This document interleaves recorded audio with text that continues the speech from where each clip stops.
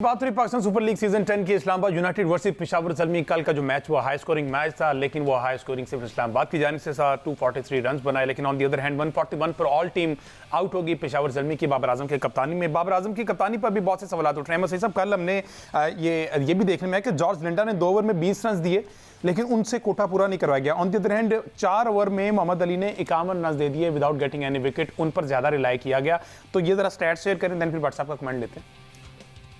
देखें, ये तो बाबर आजम ही बता सकते हैं कि उन्होंने ऐसा क्यों किया है। और मुझे लगता है कि जो 12वें ओवर के बाद वो साइम अयूब को लेकर आ गए थे, वो भी एक ऐसा मतलब क्वेश्चन मार्क था कि वो शायद रिस्क लेना चाह रहे थे। तो इस वक्त ये लग रहा है पेशावर ज़ल्मी के पास कि जब जिस तरह भाट साहब ने पहले कहा कि जब स्कोर लग रहे हों तो उस वक्त कप्तान को भी ज़ाहिर है कि ये समझ नहीं आ रही होती कि वो क्या करे, और वो फिर जो उसके ऑप्शन होते हैं उनमें से ऑप्शन लेने की कोशिश करता है। तो बाबर आजम ने कुछ रिस्क लिए हैं और वो रिस्क जो है वो पे नहीं कर पाए। मोहम्मद अली के अगर आप स्टैट्स की बात करें तो मोहम्मद अली के जो स्टैट्स हैं वो ज़्यादातर है मुल्तान की पिच के ऊपर। मुल्तान के से बाहर जो पिछले सीजन में भी उन्होंने रावलपिंडी में बॉलिंग की थी, उसमें भी कोई खाते खा कारकर्दगी नहीं दिखा पाए थे। तो यकीनन ये बाबर आजम जी सलमान यहाँ पर जी सलमान अली है कंडीशनल बॉलर, और अली ने जब चैंपियंस कप में वो बेस्ट बॉलर बने ना, यही बात है कि हम जो है ना चीजों को प्रॉपर डेप्थ में जाके नहीं देखते। जब वो बने तब शदीद सर्दियों में टूर्नामेंट हो रहा था। अच्छा। और सर्दियों में बॉलर्स को मदद मिलती है, पिचेस इतने ट्रू नहीं होते, वो तो 200 250 वाले पिच नहीं होते तब। तो मुल्तान में भी जब इनको बॉलिंग अच्छी कर रहे थे तो मदद मिल रही थी, और जैसे ही उस सीजन मुल्तान से बाहर आते थे तो वो उनको स्ट्रगल होती थी। It is the same story. इतनी डेप्थ में सलमान भी आप ही जा सकते हैं कि सर्दियों के हिसाब से भी अगर बॉलिंग की जाए गर्मियों के हिसाब से तो माशाल्लाह ये डेफिनेटली। मोहम्मद अकरम साहब तो वहाँ बैठे हैं जो पाकिस्तान में सर्व कर चुके हैं। हाँ, अगेन वही बात कि मोहम्मद अकरम साहब अरसा दराज से मेरे ख्याल पहले सीजन से भी पेशावर ज़ल्मी के साथ हैं, लेकिन वो ये चीजें समझाने से कासिर हैं। फिर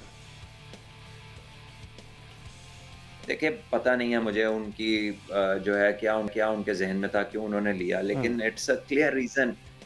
वो वेदर और था, उसकी पिचें और थी, पिचों का रिस्पॉन्स और था, वहां पे डिफरेंट सॉर्ट ऑफ बॉलिंग जो थी वो चल जाती थी। यहाँ पर अब जिस तरह की पिचेस हैं, अब वो वाले जो लड़के उधर देखे ना, उस टाइम पे जांदाद ने कितनी अच्छी बॉलिंग की थी, बिल्कुल ऐसे ही है। बिल्कुल मूवमेंट मिल रही थी। अभी बिल्कुल चेंज हुआ है, सारा दिन धूप लगती है, तेज गर्मी है, पिचेस ड्राई हैं, बॉल बल्ले पे आ रहा है, 2 पिचेस हैं, ठीक है। वहां पे तो बॉल ग्रिप भी हो रहा था, ठीक है। एक आध दफा तब भी 200 हुआ है, बस एक आध दफा, तब बैक टू बैक हालांकि सारे मैचेस थे। यहाँ पे पिच को रेस्ट भी कर रहा है, पिच ने अच्छे होना है, तो बॉलर्स के लिए पानी नहीं है। अच्छा भट्ट साहब, ये जो बॉलर्स की आप बात कर रहे हैं तो फिर ज़ाहिर है कंडीशनल बॉलर्स हुए ना, जो मतलब उनकी अगर फेवरेबल कंडीशंस होंगी तो उसमें बॉलिंग कर पाएंगे। तो ये जो बॉलर की अपनी अडेप्टेबिलिटी है, ये भी शायद इस वजह से पैदा नहीं हो रही है कि ये PSL या T20 फॉर्मेट ज़्यादा खेलने लग गए हैं। देखिए, नहीं, मोहम्मद अली की अगर पर्टिकुलरली बात करें, वो तो खासी फर्स्ट क्लास क्रिकेट खेले हैं, बट द पॉइंट इज के हर प्लेयर की लिमिटेशंस होती है ना। हर प्लेयर तो वर्सटाइल नहीं होता। तो जब आप पिक करते हैं सर्टेन प्लेयर को सर्टेन इवेंट के लिए, तो जो फैक्टर्स डिटरमिन करने हैं आपने कि इस वक्त पिचेस कैसी होंगी, इस वक्त ये बॉलर ऐसा है तो क्या ये यहाँ पर जो बॉलिंग चाहिए वो कर सकता है या डिलीवर नहीं कर सकता। तो जब आपकी पिक एंड चूज अच्छी होती है ना, तो प्लेयर्स भी डैमेज नहीं होते।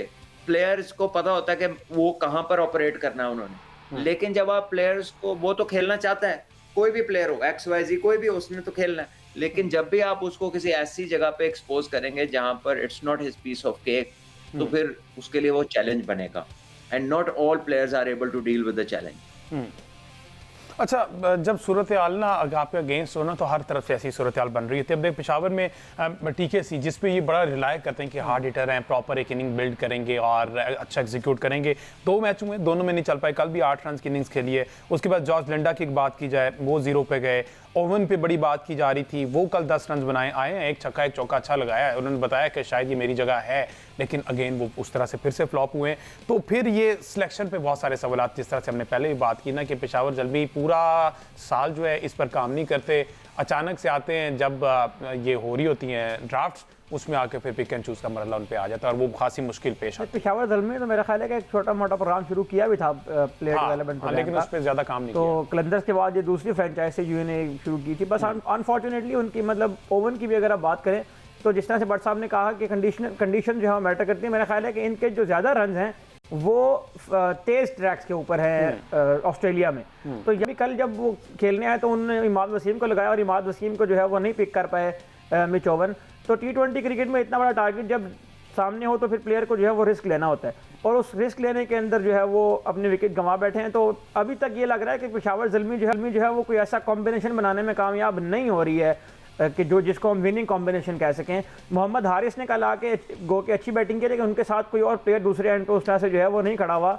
उसकी एक वजह ज़ाहिर ये है कि बहुत ज़्यादा रिक्वायर्ड रन रेट जो है वो उसके ऊपर रन स्कोर बोर्ड के ऊपर लगा हुआ था। One of the reason, yes exactly, और वो प्रेशराइज। अच्छा, बॉलिंग की बात कर रहे थे, कंडीशनल बेस सलमान भी, सुफियान मुकीम भी कल जो है ना 3-35 और without getting any wicket.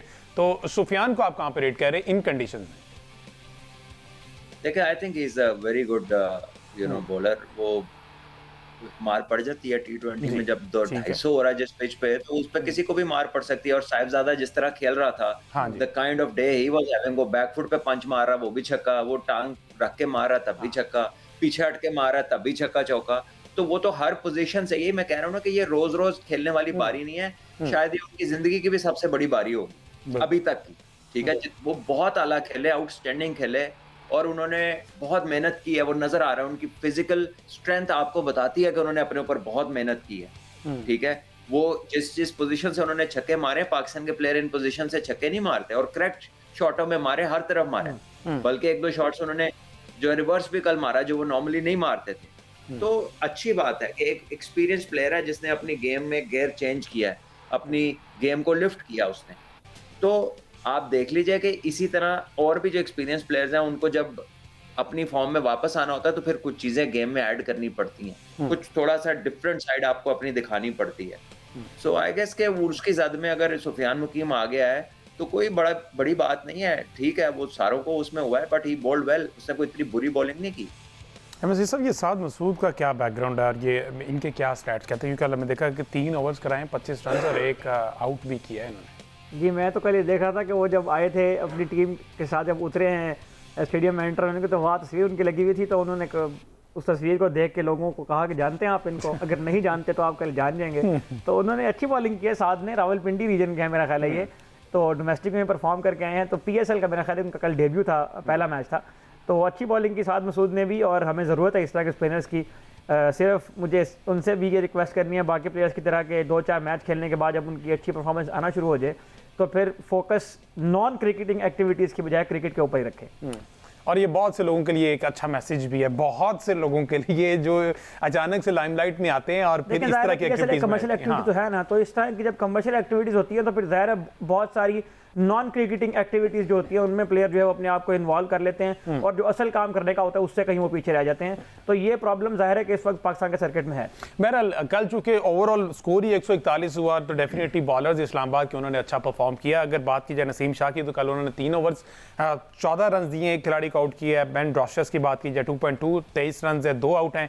Imad Wasim ने जनाब 4 ओवर 26 रन और 3 खिलाड़ियों को आउट किया। तो इमाद पिछले सीजन में भी इस तरह से हेल्पफुल रहे इस्लामाबाद की तरफ से, और इस सीजन में मोहम्मद नवाज को नहीं खिलाया। अभी मोहम्मद नवाज उनके स्क्वाड की डेप्थ देखें, ऑलराउंडर्स देखें उनके पास, अभी मोहम्मद नवाज को नहीं खिलाया। कल उनको सब्सिट्यूट फील्डर के तौर पर लेकर आया तो उन्होंने 3 कैच पकड़ दिए।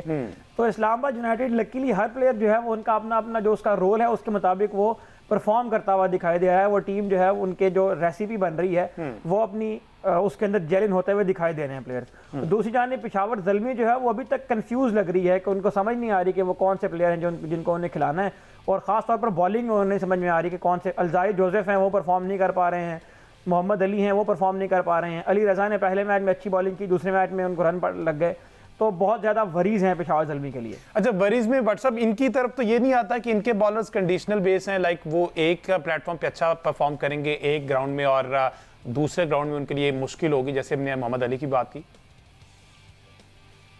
किसके बॉलर्स? ये इस्लामाबाद देखिए, इस्लामाबाद के पास वैरायटी भी है और एक्सपीरियंस भी है। अब नसीम शाह जो है वो उसको नहीं पता किस विकेट पे क्या बॉलिंग करनी, बिल्कुल ऐसे ही। या बेन डार्विश वैसे ही ऑस्ट्रेलियन है, वो तो वैसे ही गेम अवेयरनेस टॉप लेवल की होती है। इमाद वसीम है, वो वेरी स्मार्ट बॉलर, ठीक है, वेरी इंटेलिजेंट, उसको पता है हर जगह दुनिया में लीग खेलता है, सारी एडजस्टमेंट्स का पता है। जेसन होल्डर वेस्ट इंडीज का कप्तान रहा हुआ है, ठीक है। सारे के सारे तो थिंकिंग क्रिकेटर्स हैं, ये जितने चारों के मैंने नाम लिए हैं। इनमें सबसे बाद में बॉलिंग करने शादाब खान आते हैं जो कि इस टीम के कप्तान हैं, ठीक है, जब जो 4 आउट हो चुके होते अ, हैं। क्या होता है, मैंने कहा जब 4 आउट हो चुके होते हैं फिर शादाब आते हैं बॉलिंग करने।